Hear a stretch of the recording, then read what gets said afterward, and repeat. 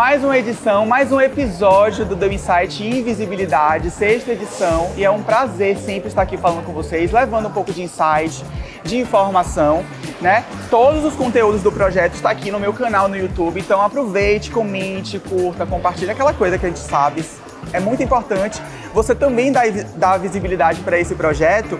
E para além dos bate-papos que a gente tem aqui, a gente gravou um mini documentário sobre o Sulacap, então a gente tem algumas entrevistas e um pouco da história desse prédio que a gente está ocupando aqui hoje. E para bater esse papo maravilhoso, né, nosso segundo bate-papo, nossa segunda roda de entrevistas, de conversa, eu tô aqui com Magali Santana, ela que é empresária, né, e atual diretora da Casa Cor Bahia. A gente vai saber um pouco sobre, né, esse processo dela, nessa nova atuação, né, nessa nova cara da Casa Cor Bahia. Estou recebendo também Vinícius S.A., ele que é artista visual e está dominando com suas artes aqui a nossa cena da nossa cidade baiana, né? Estou com Rafael Dantas, historiador e professor também, que vai falar um pouco sobre a história aqui do centro da cidade. E também com Pedro Avorim, ele que é um arquiteto, cenógrafo e pesquisador, que fez um trabalho riquíssimo sobre o sertão da Bahia, sobre a arquitetura do sertão da Bahia, que a gente sabe, também invisível, né? Um pouco invisibilidade. Para começar, eu bati um papo com o Rafa. Rafa não pôde estar aqui nesse momento agora, mas eu bati um papo com ele para ele explicar um pouco do centro aqui da cidade, né? É o lugar que a gente está e é onde a maioria desses prédios aqui que a gente está expondo sobre eles, que os artistas e profissionais estão expondo sobre eles, é aqui no centro. E ele contou um pouquinho pra gente sobre esse contexto, sobre a história do centro da cidade. Vê aí. Estou aqui com Rafa Dantas, né? Eu chamo de Rafa, gente, porque é muito meu amigo, historiador e professor. E Rafa, para a gente contextualizar, né, um pouco, a gente está falando sobre prédios Art Deco e que na maioria deles aqui, né, que estão expostos, faz parte aqui do centro, né? O Instituto do Cacau, o Palácio dos Esportes, né, o hidroporto da Ribeira, que fica, né, um pouco adjacente. Explica pra gente como foi o contexto histórico dessa parte aqui do centro da cidade, né? Como foi essa ocupação, como foi um pouco dessa história? Primeiro que é uma alegria conversar com você, participar desse projeto tão bacana. Deixo aqui registrado os meus parabéns e falar de um Salvador que é a alma da cidade, de fato. Uma cidade no seu centro histórico que tem nessas características, nesses exemplares da sua arquitetura, elementos que ajudam a compreender o passar do tempo, os recortes de um tempo, os retratos de uma cidade ao longo desse passado, presente e o que pretende ser essa Salvador no futuro. Como você mencionou, estamos em um local importantíssimo, central aqui na cidade do Salvador, onde tudo começou, entre essa região da Praça Municipal e a Praça Castro Alves. Foi aqui que em 49, segundo uma determinação, orientação, seguindo o viés português de pensar a cidade, de pensar as construções daquele período, surge então a cidade do Salvador, na época Fortaleza, depois cidade do Salvador, nesse núcleo fechado, nesse espaço fortificado naquele período, e depois de muito tempo, essa cidade cresce, se expande, tanto em direção ao eixo norte como em direção ao eixo sul. Você falou em um ponto importantíssimo, que é essa questão dos prédios, seguindo esse traçado em Art Deco, que foi um movimento importantíssimo no contexto mundial, isso especialmente no decorrer da primeira metade do século XX, e naquele momento vamos ter uma expressão de modernidade muito clara. Expressão de modernidade essa vinculada à questão do movimento, à questão de uma geometria que expressasse em seus traçados, em seus desenhos, toda a questão da dinâmica de um momento, desse mundo veloz, desse mundo que cada vez mais rompia com as tradições antigas e colocava um ponto importantíssimo para esse mundo em que a velocidade começava a ditar os caminhos do homem naquele período. Então, em Nova York, na Filadélfia, especialmente nas cidades dos Estados Unidos ou de outros lugares, apesar do Art Deco ter um vínculo com a França, né? Mas a questão dos arranha-céus, do próprio Empire State, do edifício Chrysler, entre outros anteriores daquele período, vão ditar muito o que vai acontecer do ponto de vista de uma modernidade, principalmente nessas outras cidades no continente americano. Isso vai influenciar diretamente em Salvador, quando a gente observa um elevador Lacerda, quando a gente observa o próprio Palace Hotel na Rua Chile, quando a gente observa construções como o Palácio dos Esportes e especialmente esse ícone de esquinta, que é o edifício o Sulacap, né? E que muita gente não sabe, né? Muita gente não sabe que o Sulacap fica aqui no centro. Tem gente que acha que é em outro contexto da cidade. Está no centro, muito bem localizado.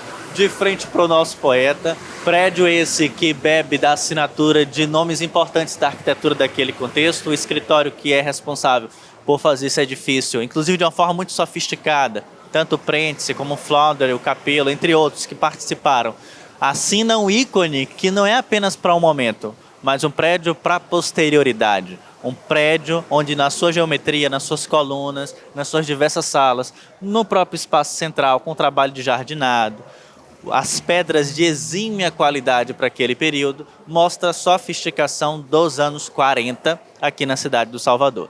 Então esse momento, ainda anterior ao meados do século XX, é fundamental. E essa referência de edifício aqui na cidade diz muito sobre como Salvador se projetava nesse espaço de cidade importante no contexto das grandes metrópoles brasileiras. Pedro Avourim também está conosco online, está diretamente de lá de São Paulo. Pedro, eu queria que você falasse um pouquinho sobre esse processo seu de pesquisa que você fez no interior da Bahia, né, no sertão, e falasse um pouco, a gente sabe que os prédios, a maioria dos prédios que a gente está expondo aqui no Sulacap é arte déco.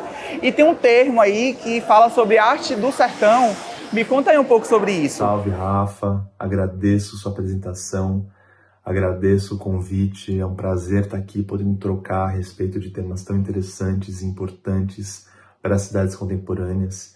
E antes de chegar na sua pergunta, eu vou apresentar ligeiramente meu objeto de pesquisa, que levou ao meu trabalho final de graduação. Eu falo de fachadas de platibanda revestidas com porcelanato.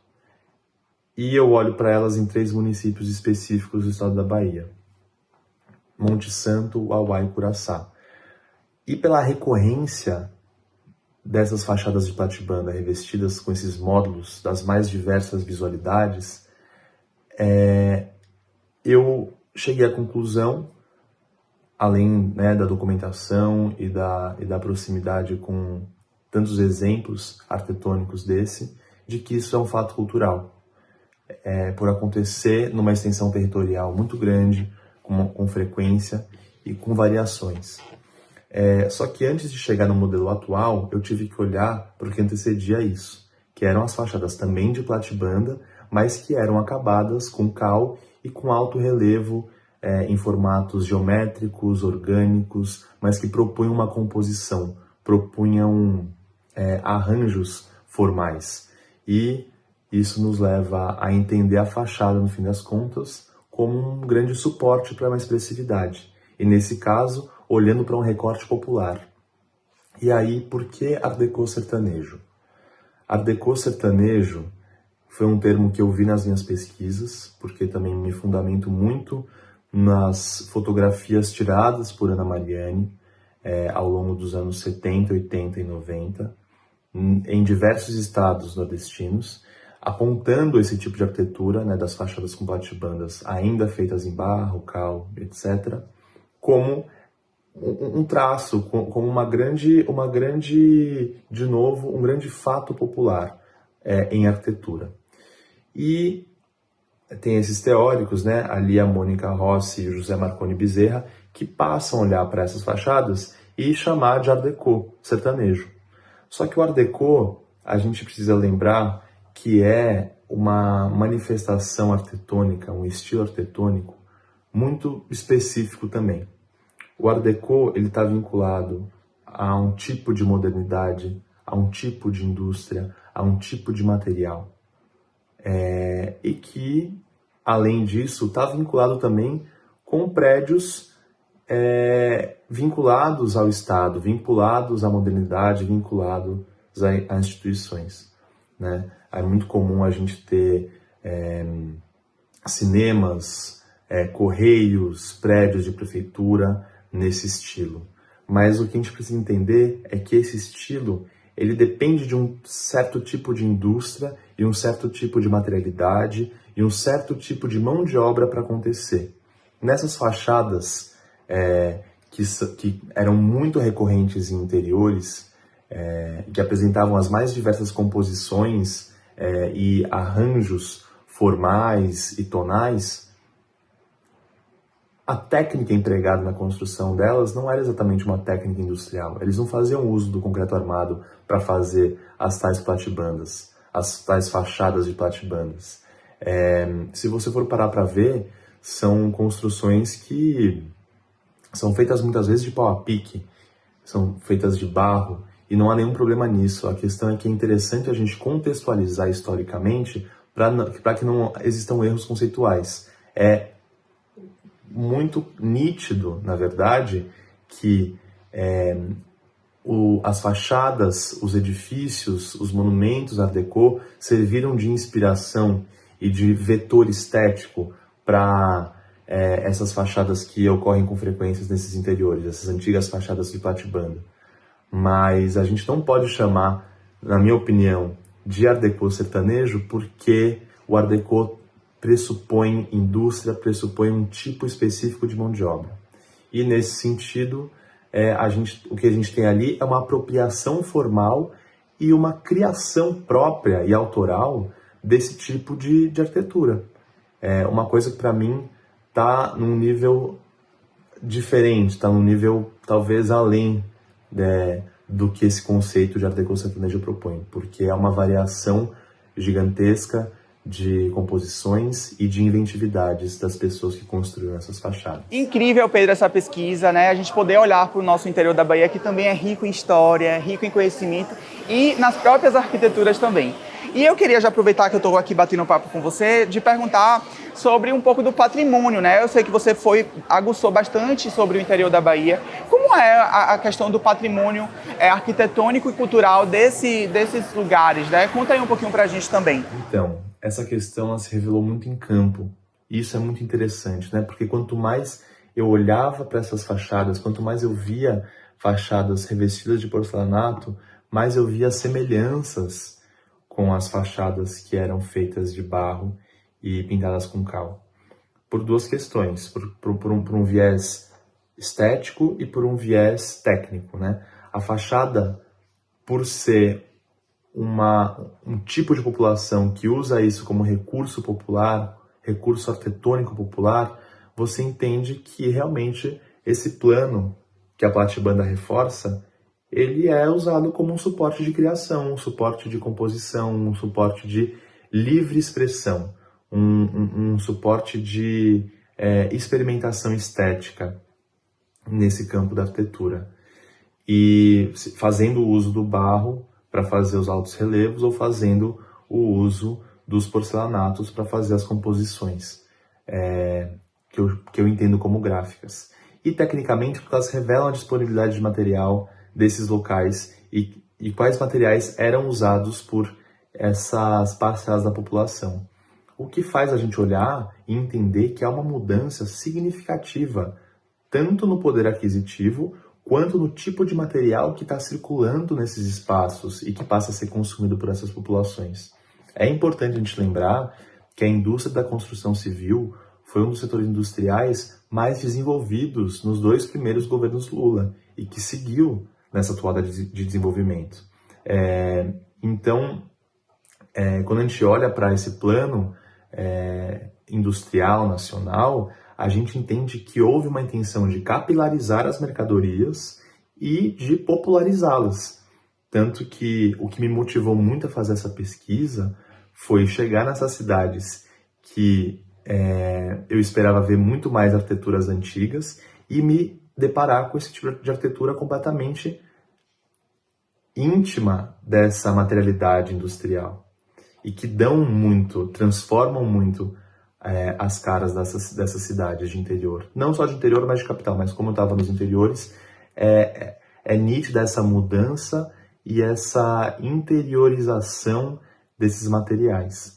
E depois, se a gente for pegar com mais profundidade, olhar mais para essas questões políticas, a gente entende que há um estímulo muito grande por parte do governo feito para a população consumir esse tipo de mercadoria e, enfim, expansão de políticas de crédito, consignação entre a Caixa e diversas lojas de materiais de construção. Então, realmente, olhar para essas arquiteturas nos revela a passagem de um tempo, e esse tempo se concretizando, né? Esse tempo trazendo elementos do contexto político, elementos de uma tradição arquitetônica e essa adaptação profundamente peculiar e específica desses espaços, né? Maga está aqui. Maga, queria agradecer sua presença, né? Eu sei que você está numa correria aqui só, nesse processo, né? Tanto da sua loja, tanto da Casa Cor. E eu queria que você me contasse, né, um pouco sobre o spoiler da Casa Cor, como é que vai funcionar isso, como é que está sendo para você, né? E como foi esse convite de ser uma das novas diretoras da Casa Cor. Vamos lá. A minha história com a Casa Cor. Primeiro eu te agradeço, eu que agradeço estar aqui, porque é uma delícia. Você já está participando da Casa Cor também. Você foi o primeiro a entrar praticamente na Casa Cor. Também muito obrigada. Mas a minha história com a Casa Cor é muito longa. Eu faço Casa Cor há 34 anos. Acredito na Casa Cor, sempre acreditei na marca, impulsionando novos talentos e consagrando pessoas que já estão ali há muito tempo, e principalmente incluindo arte nisso tudo, valorizando a arquitetura do lugar que a gente está fazendo. Então, quando veio o convite da Casa Cor, eu pensei muito, porque eu estava exatamente no momento já numa tal de uma zona de conforto aí, que a gente fala, acho que agora eu quero descansar, não quero mais trabalho, mas eu entendi que isso seria um desafio para eu retomar a Casa Cor e colocar de volta a Casa Cor num lugar bacana. E aí eu fui presenteada com o Otton, que me deixou assim muito emocionada a partir do momento que eu entrei ali, descobrindo aquele imóvel que eu praticamente não conhecia, que já estava há muito tempo fechada. Então o meu conhecimento dele foi muito pequeno e eu consegui imergir dentro do tema Otton e me apaixonei completamente. Então era impossível eu não estar lá. E, gente, deixa eu falar aqui para vocês contextualizar, né? Ela falou aí no iniciozinho, eu fui convidado por Magali Santana e Gabriela Daltro para compor o cenário, né, das fotos dos expositores que vão estar lá, os arquitetos, design interiores que vão estar expondo. Eu que agradeço muito, porque para mim também é um marco muito importante. A gente sabe que a Casa Cor é uma mostra que é conhecida pela América Latina inteira, né? Então, nós profissionais, tanto da arquitetura, obviamente, mas também da arte, da cenografia, estar ocupando esse espaço é muito importante, né? Acaba deixando a gente mais visível de alguma forma. Muito obrigado. Sem dúvida, a sua participação foi incrível. A gente sabe o quanto é importante a cenografia e a arte dentro disso. E eu provoquei Gabriela que fizesse um cenário diferente para o nosso elenco, que não fosse aquela foto dura, sabe, fria, e todo mundo curtiu muito, entendeu muito aquilo, que também vem da memória afetiva do Otton. Então eu super agradeço, ficou incrível. Vocês vão acompanhar tudo lá no @ da Casa Cor, a gente vai colocar aqui também na descrição desse vídeo. E também eu queria falar sobre Gabi está fazendo os registros aqui da exposição, então todas as fotos que vocês verem aí no Instagram do projeto, dessa 6ª edição, foi Gabi Dalto que fez. Gabi, muito obrigado pela sua participação também. E eu queria já pegar esse gancho e falar como foi a escolha do Otton. É você que escolhe isso ou é alguém que meio que... Como que acontece? Na verdade, a busca pelo lugar sou eu que faço. Obviamente que depois tem o aval da Casa Cor, da curadoria do lugar com a Casa Cor. E eu, quando tive a oportunidade de entrar lá para fazer a visita técnica, como eu te falei, eu já me apaixonei de cara e consegui convencer a Casa Cor a permitir que eu fizesse ousadamente uma mostra tão grande, porque você deve acompanhar, as mostras anteriores são mostras menores. Então, entre 35 e 38 no máximo ambientes aqui na Bahia. Teve uma grande só. E o Otton é um grande desafio, porque são 53 ambientes, fora a área comum, que é a praça e tal, com 5.500 metros de mostra. Então, eu me sinto lisonjeada, com uma responsabilidade enorme de fazer acontecer essa obra tão grande, mas eu entendia que eu precisava participar dessa despedida do Otton para o público, porque a partir do momento que o empreendimento subir, as pessoas não vão mais ter acesso àquilo.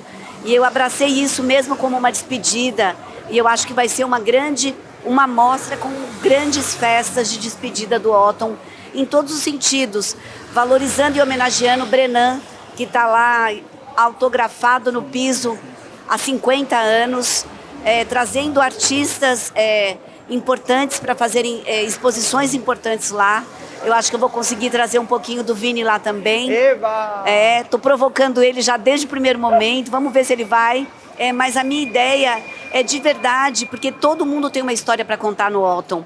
Até o próprio turista tem. Ontem eu fiz uma reunião online com uma empresa em São Paulo que eu nunca imaginei nem que o cara soubesse o que era Otton. E ele falou, meu carnaval sempre acaba no Otton.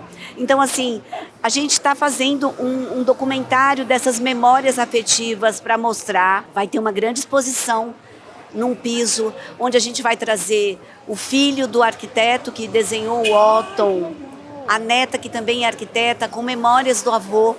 Então a gente vai fazer uma coisa linda, de despedida. Gente, olha, já entregou tudo Já aí entreguei. pra gente. Vou passar agora pro Vini, né? A gente tá falando muito sobre essa coisa da ocupação. Inclusive, pra quem não sabe, o Sulacap também é um marco muito forte aqui do Carnaval de Salvador. A gente sabe que o Carnaval de Salvador é a maior festa de rua do mundo, né? O mundo todo vem pra cá durante o Carnaval. E assim como o Otton, o Sulacap, aqui onde a gente tá ocupando, também é um marco, né? O encontro de trios aqui em frente ao nosso poeta, Castro Alves. Vini, eu queria saber de você, né? Pegando esse gancho da Maga, sobre a questão de ocupação. Como foi o convite de ocupar a Galeria de Mercado? E como foi para você, né? Tipo assim, ocupar um espaço tão histórico no cartão postal, posso dizer assim, da nossa cidade, da Bahia. Sim. Bom dia, Rafa. Muito obrigado pelo convite. A Galeria Mercado foi uma provocação do secretário Pedro Torinho, feita a Thaís Darzé, que me convidou como artista e logo depois como para fazer o projeto também de expografia, né, da galeria. Então eu participo lá como artista visual com a obra Lágrimas e também fiz o projeto de expografia da galeria. Então eram muitos desafios, foi a partir dessa provocação de Pedro Torinho. Era um lugar que eu já conhecia, a gente sabe de todo o estigma que havia naquele lugar. Então o desafio primordial seria a gente ressignificar o espaço através da arte, né? E a partir disso a gente tentou viabilizar um projeto que tivesse uma linguagem popular, que tivesse uma linguagem fácil, para estabelecer uma comunicação com o público, um diálogo com o público, que eu acho, isso eu trago para mim, no meu trabalho, para o meu dia a dia, que é o principal desígnio da arte, é você se comunicar com o outro. Então, a Galeria Mercado tem se mostrado como um espaço muito importante, é o equipamento cultural mais visitado de Salvador atualmente, e ele tem mostrado para a gente que a gente conseguiu alcançar esse objetivo de iniciar públicos em arte contemporânea. Ou seja, a gente tem uma grande massa de visitantes que não é um público costumais das galerias de arte ou dos centros culturais. Eu tenho recebido muitos relatos nos últimos meses de pessoas que foram pela primeira vez ver uma exposição, ou então pessoas que se emocionaram naquele trabalho, até relatos de pessoas que se sentem duras, meio brutas, e que chegaram lá e choraram. O educativo também tem me trazido coisas muito especiais, porque eu já sabia que o meu trabalho provocava isso, afinal já são 20 anos fazendo Lágrimas e quase todas as galerias que a gente passou, a gente bateu recorde de público. É um sucesso, assim, é uma obra que, de fato, tem essa função dentro de todo esse arcabouço que é a arte contemporânea de formar, de trazer, de dialogar com o público. E trazer questões importantes. E no caso do mercado modelo, já que havia esse estigma, também dialoga com isso, porque são lágrimas suspensas no ar. Elas são lágrimas que não cessam, que estão ali. Então, muito forte o que tem acontecido. Salvador merecia essa ocupação. Está ali naquele lugar que eu fui quando criança. Eu me lembro, assim, eu tenho uma memória muito presente, que eu fui quando era criança, depois eu fui algumas vezes na adolescência, porque eu sempre fui um habitante do centro de Salvador.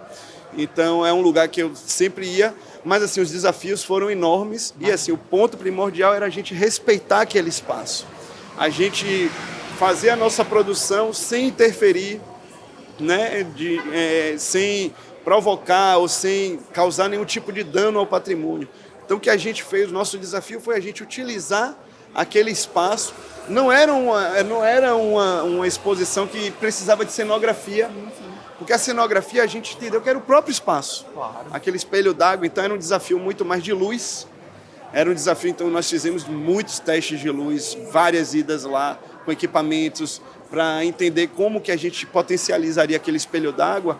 E acabou que a mágica toda da galeria, ela que é a primeira exposição, talvez do Brasil, permanente, que é uma exposição sobre as águas. Verdade. E é uma exposição sobre as águas da Bahia de Todos os Santos.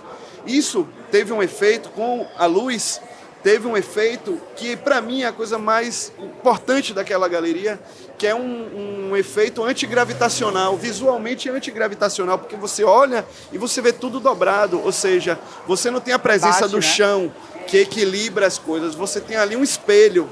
Então isso aí traz uma mágica para a minha obra, para a obra do Mário, mas sobretudo não, mas também tanto quanto para as obras de Rubem Valentim, que ganharam aquele espaço onírico, aquela coisa maravilhosa e sagrada. E Vini, para a galera que está assistindo não ficar sem entender nada, porque às vezes tem muita gente que ainda não foi, a gente tem um quadro aqui dentro do The Insight que se chama Live de Campo. Eu vou até o espaço e bato um papo, né, ou com o responsável, ou com as pessoas que ocupam aquele espaço. Então eu fui lá na Galeria Mercado e vocês vão conferir um pouco sobre, né, um pouco da obra do Vini e o que as pessoas que estavam lá rodando acharam dessas obras. Confere aí.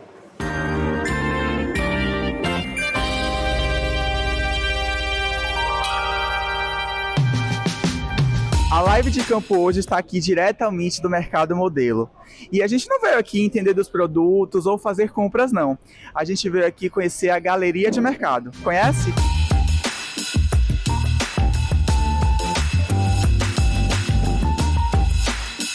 Estou aqui agora com o Indy, mediador aqui da Galeria Mercado. Eu queria perguntar como é, né? Como foi concebido esse espaço? O que conta a história da Galeria de Mercado? O que a Galeria de Mercado conta para as pessoas, né? O que é que a galeria traz? E você, como moradora daqui de Salvador, o que é que você acha sobre a ocupação de espaços com obras de arte, né? Um espaço que era a priori era abandonado, não tinha um uso específico e hoje ocupa. Né, hoje tem a ocupação com arte. O que é que você pensa dessas duas vertentes, assim, tanto do que você apresenta, né, como mediadora aqui da galeria, tanto como você moradora daqui e diversa ocupação desse espaço? Eu acho importantíssimo, eu, enquanto moradora de Salvador, né, que espaços como esse sejam, né, tomados com arte, porque acho que Salvador transpira cultura e arte em todos os espaços, e principalmente aqui uma obra, né, da curadora Thaís Zanzé, a ideia é que a gente possa mostrar a riqueza, né, do material artístico de produção desses artistas daqui de Salvador. Então a gente tem exposição de 3 artistas aqui, o Mário Cravo Júnior, o Rubens Valentim, o Vinícius S.A. Então mostra a riqueza da produção da nossa cidade e eu, enquanto moradora, fico feliz e tenho a importância ainda de trabalhar com isso. Eu acho ainda melhor, porque a gente trabalha com amor, né? E você, por trabalhar aqui, o que é que você vê das pessoas, assim, quando entram aqui pela primeira vez? Qual é a expectativa? Você vê criança? Tem algo que te marcou, que alguém veio aqui? eu acho que as pessoas entram aqui e ficam encantadas, né? Um espaço que elas não conheciam, quem tinha uma história achava que esse espaço aqui ainda continuava a mesma coisa, não, só um espaço subterrâneo abandonado, e quando entram aqui, vê a riqueza que é, a tamanho de exposições. Então é um espaço que foi ocupado da forma correta, né? Com obras de arte, e mostra a riqueza que é a nossa cidade. O Indy, obrigado. Inclusive, quando vocês virem aqui na Galeria de Mercado, o Indy vai estar aqui, ó, ou algum colega, né, algum colega dela vai estar aqui para poder mediar vocês nessa fantástica Galeria de Mercado.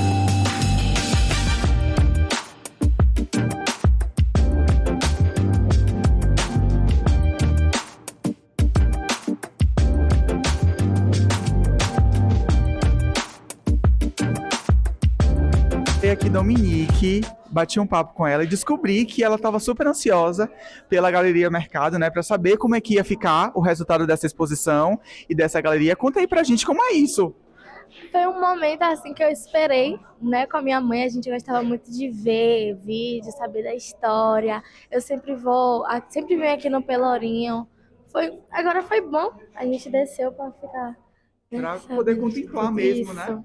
E vem cá, o que é que você já tinha noção do que ia ser? Não. Ficava especulando? Mudou, eu achei que mudou muita coisa, atualizou bastante, né? Tem muita imagem, Muita ar-condicionado. Pois é, né? E o que é que você acha da importância de um espaço como esse, que antigamente não tinha nada, né? Tava deteriorado, querendo ou não, e hoje ocupa por história, ocupa por arte também. O que é que você vê sobre isso? Você como um baiana, né? Conta aí pra gente. É bom porque até para os turistas, né, saber até mais da história, porque só ficava lá em cima, ouvia só aquela parte de baixo vermelha que era a escada que não podia descer. Eu acho que para matar a curiosidade, né, de ver como era aqui embaixo. E vem cá, você gostou, resumidamente, você gostou? Sim. Tá aprovado? Pois é, qual a obra que você mais gostou aqui do mercado? Da Eu galeria? gostei daquelas partes ali, ó. Ah, do Vinícius S.A. Vinícius, tá vendo? Gostou da sua exposição das gotas. Dominique, obrigado, viu? Sucesso aí na sua trajetória. Que você não deixe de acreditar na arte, na história da nossa cidade. E leve isso para as pessoas também. Chamem as pessoas para poder estar aqui também, tá bom? Obrigado. Até mais.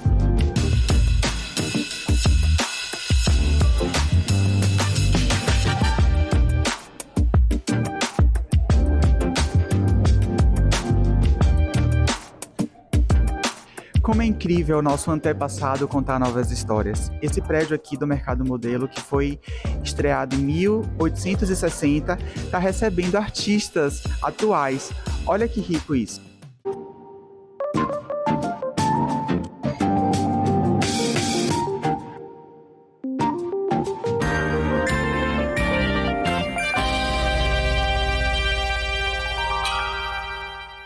Olá, eu me chamo Beatriz Aguiar, sou estudante de Arquitetura e Urbanismo pela Universidade Federal da Bahia e durante esse ano estou desenvolvendo meu trabalho final de graduação sobre o edifício Sulacap, localizado no centro de Salvador, na esquina entre a Avenida 7 com a Carlos Gomes, e esse edifício é chave para o meu público-alvo, que é trabalhar com pessoas em situação de rua. Eu gostaria de transformar o edifício para um lugar de uma ponte, no qual as pessoas que já passaram por centro de acolhimento, já foram bem tratadas pelo serviço público, pudessem achar um caminho para se profissionalizar, conseguir alcançar algo dos seus sonhos e se ingressar no mercado de trabalho, ter um lugar como uma âncora, um espaço social que vai apoiar essas pessoas e reinseri-las dentro da sociedade de uma forma muito mais aberta e muito mais receptiva, permitindo assim um lugar mais confortável para eles estarem. Legal, né? Você vê que as pessoas que trabalham lá na exposição, fazendo a parte de curadoria, né, que informam para as pessoas sobre aquelas obras, falarem um pouco sobre elas, né, morando aqui na cidade de Salvador, o que é que elas acham sobre essa galeria de mercado. Vini, eu queria que você falasse, né, a gente pôde ver um pouquinho aí também na gravação, sobre como foi o processo das gotas, né? Quantas gotas são, né? E como foi o processo disso? Quanto tempo demorou? A gente gosta de saber também sobre isso. Conta aí pra gente. Certo. O processo foi muito interessante, porque desde a primeira visita eu percebi que havia ali uma coisa especial, que a gente faria um trabalho histórico e um trabalho que ele vai circular o mundo inteiro parado, estando ali parado, né, em Salvador, nesse ponto, nesse chão sagrado, né? Salvador é uma cidade que ela tem um chão diferente, a gente sabe que as coisas brotam. E aí, essa experiência da Galeria Mercado, a primeira sensação que eu tive com a instalação é de que eu deveria, depois de tantos anos fazendo, de tantos casos diferentes, sempre são projetos específicos para cada demanda, eu comecei a pensar como eu faria dali para mimetizar a minha estrutura e para eu valorizar o meu trabalho, já que eu tinha um pé direito muito baixo, que não é usual. Então eu teria que, de alguma forma, mimetizar aquilo. Então eu comecei a voltar para as redes de pesca, materiais que eu já utilizo. Então, assim, eu sou virginiano, eu fui muito cuidadoso com tudo ali. Eu não sei se vocês perceberam, mas eu pus um espelho ao fundo. Os parafusos, eu trouxe um amigo meu que é da Globo, que trabalha com arte de cinema, para ele pintar os parafusos, para os parafusos sumirem, porque foram mais de 1.000 parafusos. Ali a gente tem uma estrutura de 1,2 toneladas, são 15 mil lágrimas. As pessoas não imaginam, porque é uma obra visualmente leve, porém fisicamente ela é muito pesada, então a gente tem que ter uma equipe enorme de engenharia e aí eu fui pensar nos detalhes. Assim, eu passei 4 meses revisitando tudo que eu já tinha vivido com essa exposição, todas as técnicas que eu já usei, todas as investigações para poder fazer, de fato, um trabalho que eu sentia que seria histórico, como está sendo. Então é isso, assim, é um trabalho no detalhe, é uma equipe enorme de pessoas trabalhando, acho que quase 100 pessoas no final, mas deu tudo certo. Eu acho que aquela poesia da segunda sala não estava prevista, eu fui fazendo, eu queria falar da abundância na minha cabeça o tempo inteiro, querendo falar da abundância, mas chegou no momento que eu encontrei o São José lá. Sim. A presença do São José, que é o santo da chuva, e que eu sempre ponho um cântico, um divino para São José em todas as exposições que eu fiz até hoje. E aí, de repente, eu encontro aquela imagem lá, estava lá no lugar que eles me convidaram para fazer as lágrimas. E eu pensei muito sobre abundância, então eu fiquei o tempo todo falando, olha, eu tenho que ocupar com lágrimas aqui de uma forma muito imersiva mesmo, para o espectador penetrar, para ter essa relação sujeito-objeto-sujeito. Porém, assim, no segundo momento, quando eu vi aquela, e aí provocado pela arquitetura e pela luz, quando acenderam as luzes daquela última sala que tem. Sim. E aí eu falei, cara, esse lugar é um lugar muito especial. Eu fiquei diante de uma visão próxima, sei lá, de um poço encantado, de um poço azul, de uma coisa mágica. Porém, uma coisa mágica feita em parte pelo homem, né? Aquele jogo de luzes, aqueles óculos da arquitetura, e ser o átrio central do prédio também, ser o eixo central do prédio. Eu percebi que ali eu precisava falar da ausência e precisava fazer uma poesia, porque eu já tinha falado da abundância. O santo já estava ali mostrando que a chuva vem, a coisa vem. Então, me emocionei muito, porque inclusive foi a parte mais difícil de fazer, porque eu fiquei 3 dias fazendo, pedia para os meninos montarem, depois desmontarem, depois foi até que eu encontrei a forma, que é uma escultura aérea, não é uma instalação, mas também ela tem uma proposição meio escultórica. Fiquei muito feliz com o resultado. Fiquei muito feliz porque o meu trabalho também lida o tempo inteiro com essas questões físicas, de óptica, de refração de luz, de jogos de transparências. E ali eu tive um ambiente perfeito, com as águas refletindo, as lágrimas, com as próprias lágrimas se refletindo com o espelho. Ou seja, eu tive pela primeira vez a oportunidade de transformar essa exposição num verdadeiro jogo óptico, de uma coisa da física, porque eu fui estudante de geofísica também. Eu fiz faculdade de geofísica durante 1 ano, antes de ir para Belas Artes. Então, ali, na verdade, eu acho que condensou uma história de 20 anos de sucesso e de investigação, porque nunca foi um trabalho que se repetiu. Todas as vezes eu experimento uma luz diferente. Então, ali, na verdade, foi um processo de amadurecimento formado pela experiência e que resultou nessa coisa mágica que está explodindo de público e de formação de... Vini, muitas pessoas achavam que ali onde vocês estão ocupando agora com as obras, né, você e os outros artistas, era um lugar de ponto de escravização, né, que os escravos estavam ali. Só que Rafa, né, contou pra gente, e a gente pôde ver isso também, que não passa mais de uma lenda urbana das pessoas. Então Rafael Dantas, que estava aqui com a gente, historiador, contou um pouquinho pra gente sobre esse processo das lendas urbanas e sobre esse processo também de que não é, de fato, um espaço que foi de escravização. Confere aí. Rafa, a gente estava falando sobre a galeria de mercado, que, né, está ocupando o mercado modelo, que inclusive eu fiquei muito feliz dessa ocupação mesmo, né? E uma das coisas que as pessoas ainda acham é sobre a lenda urbana, que a gente pode se dizer assim, que os escravos ocupavam aquela parte ali, né? Houve muito processo de escravização naquele contexto ali do subsolo, onde hoje é a galeria de mercado. Eu queria que você falasse um pouco pra gente sobre isso, porque a gente sabe que não é. Queria que você falasse um pouco sobre isso. Primeiro que o prédio do atual Mercado Modelo foi construído com o objetivo de ser a nossa alfândega. Mais um prédio da alfândega, né, de outros que existiram. Foi o prédio novo da alfândega, inaugurado na segunda metade do século XIX.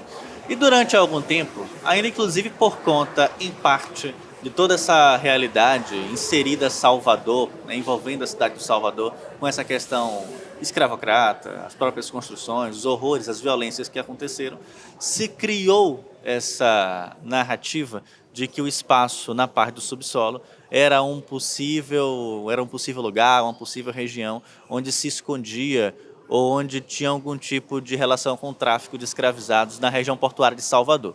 Mas isso evidentemente que não tem base documental e não tem também uma inserção no próprio contexto em que o prédio foi construído. Afinal, o fim do tráfico foi em 1850 e o prédio só surge muito tempo depois, em 61. Então já não tínhamos tráfico de escravizados naquela área.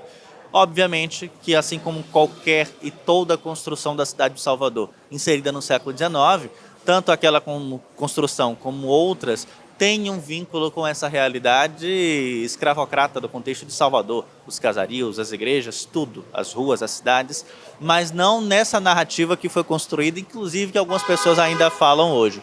É importante falar, inclusive, num processo de ressignificação do espaço, que acabou acontecendo agora, com esse projeto maravilhoso de galeria de arte naquela área, inclusive com a obra incrível que é a do Vinícius S.A., uma pessoa que vai, inclusive, conversar aqui com a gente, e que é uma releitura, é uma peça de sensibilidade, inclusive com essas diversas histórias que circulam ali. Mas o principal ponto é, a antiga alfândega, hoje o mercado modelo, tem muito mais histórias, né, para além dessas narrativas que são contadas e que nem todas seguem de fato um aprofundamento, uma base documental, né?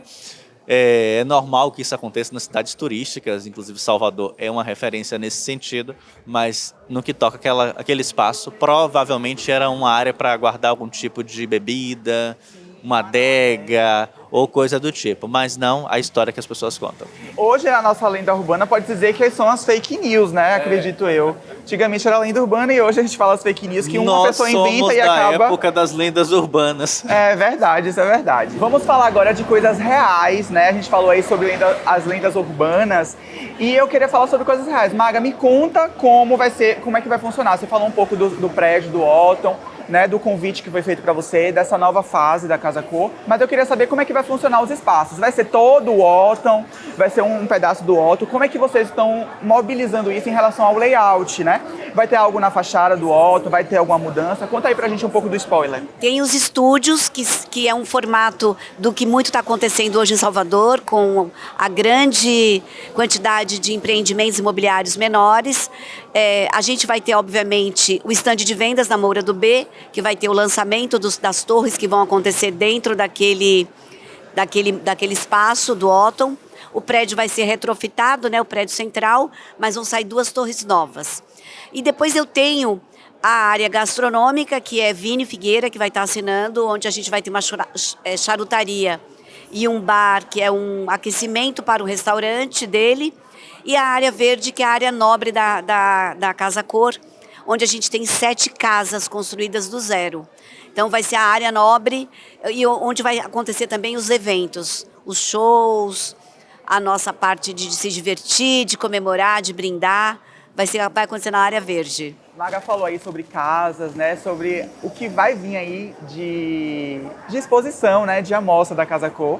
E eu queria saber de você, Pedro, que está aí também com a gente, um pouco de como tem sido os processos das fachadas, né, do interior da Bahia. Eu sei que você vem pesquisando sobre esse processo e aproveitando já, eu falei sobre arte sertanejo, não é arte decor sertanejo, consertando a outra pergunta que eu tinha feito para ele.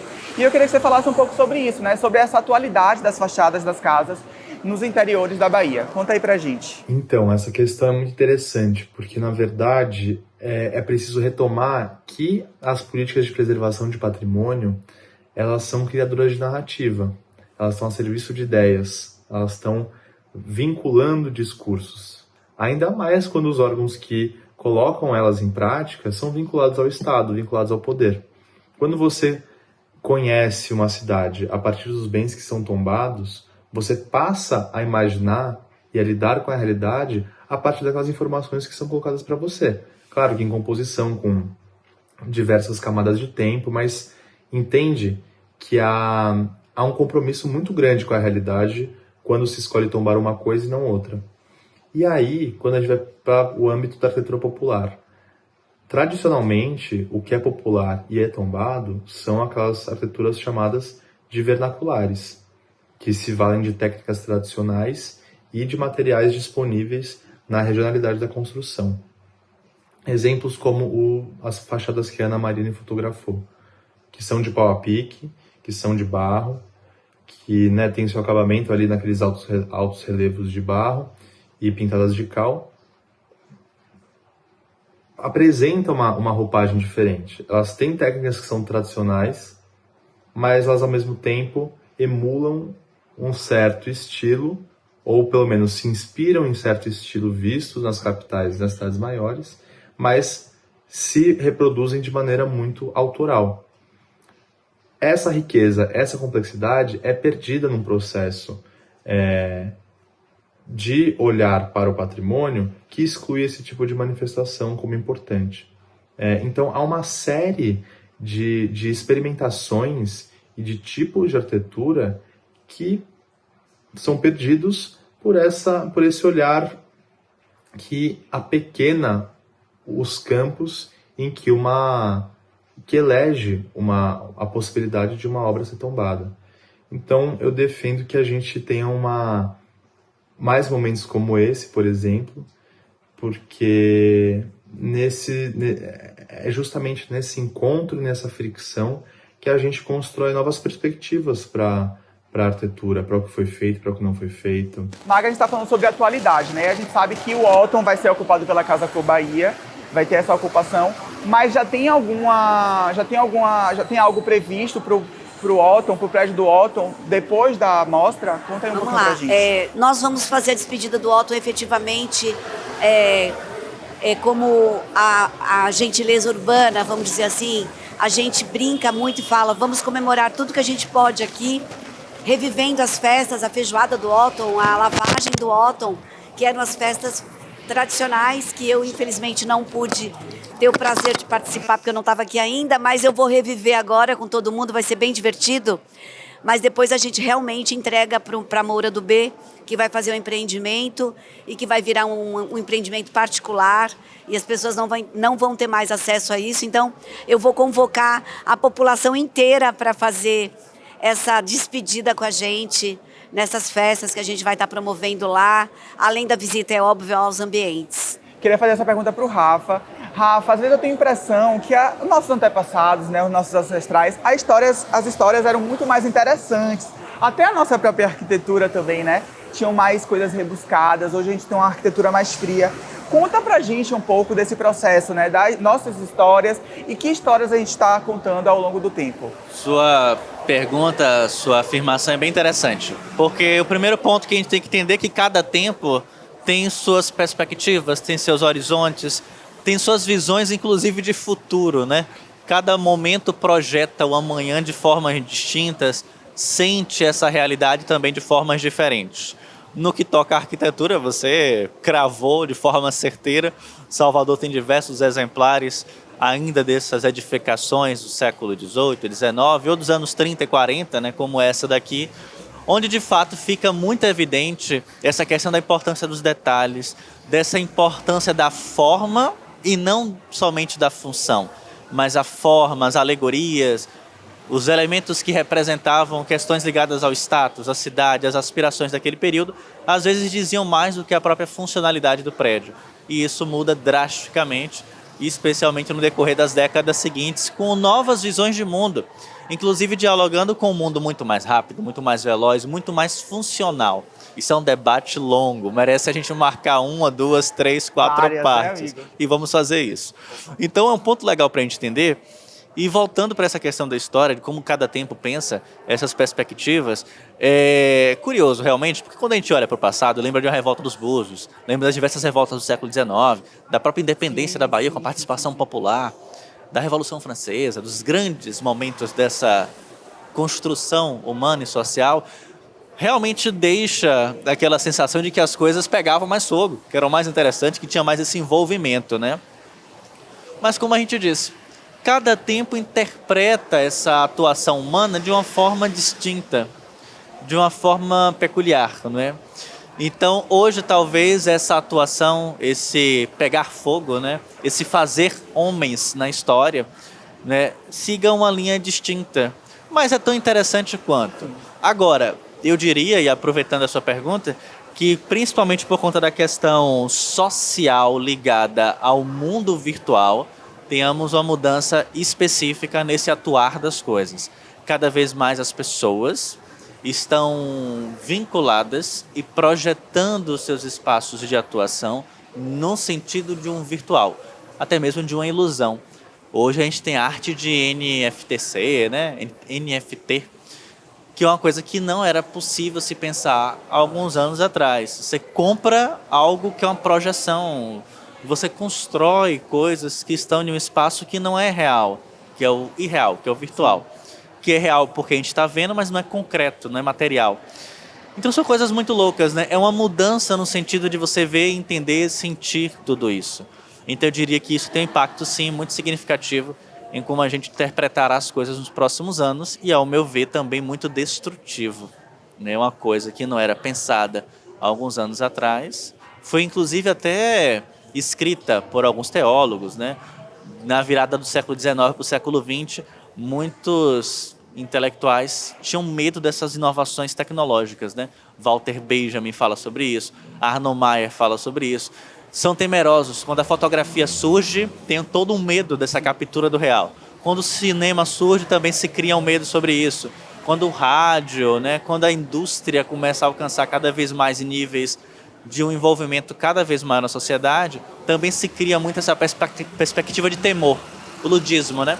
Hoje, eu acho que isso está cada vez mais fraco, porque cada vez mais as máquinas como um todo ocupam todos os espaços, inclusive aqui, gravando a gente, etc., ajudando em um contraste, em um brilho, e por aí vai. Então são pontos interessantes para a gente pensar.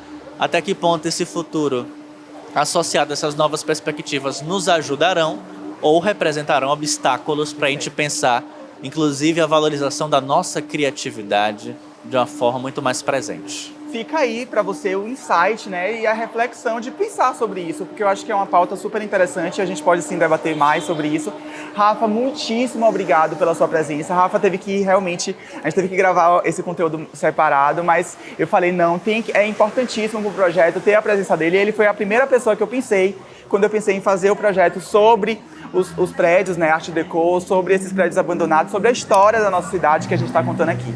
Muito obrigado. Obrigado, Rafa. Vini, para encerrar, a gente está falando muito sobre arte, né? Desde o ano passado, o The Insight está trazendo um quê mais de arte, complementando a arquitetura. A gente sabe que a arquitetura também não deixa de ser uma forma artística, mas eu, como cenógrafo, né, tendo isso na minha veia, né, tento trazer mais coisas de arte mesmo para esse conjunto com a arquitetura. E eu queria que você falasse, né, você com uma super inspiração, não só para mim, mas eu acho que para várias pessoas, de ocupar, de ter várias ideias, vários insights super criativos. O que é que você diria para as pessoas que estão começando no mercado da arte visual, né, que querem expor, como é entrar nesse mercado?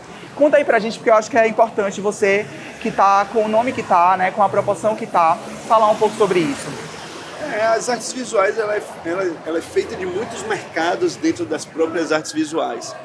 Talvez seja um dos campos mais férteis e mais heterogêneos possível dentro dessa investigação das artes que a gente produz.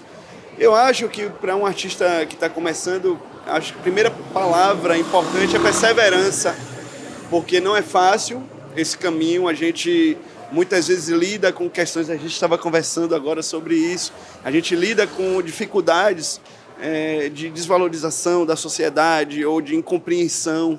Então esse lugar também da experiência, da experimentação, são muitas dúvidas nessa carreira. Mas eu acho que perseverança é uma palavra muito legal para a gente usar. Persistência, estratégia, porque não dá para você pensar, você tem que pensar que você vai ter uma carreira e que você é profissional com aquilo. Então, quais os caminhos que você vai profissionalizar o seu trabalho, como que você vai fazer, porque não vai ter um mercado, não vai ter um mercado lhe esperando, não vai ter um emprego formal lhe esperando, então você tem que ter estratégias de mídia, estratégias de provocação, muitas vezes em guerrilha, outras vezes editais, ou seja, é uma coisa muito de fé e de organização mesmo, de você ter pés no chão. Acho que é por aí, sabe, você plantar diversas sementes em diversas linhas, em diversas partes. Você pode ir para os editais, você pode ir para os festivais de rua, você pode ir para as festas populares aqui em Salvador, para a internet, ou seja, é um campo muito aberto e que eu acho que não tem um caminho certo, uma regra certa. Eu acho que cada trabalho vai levando.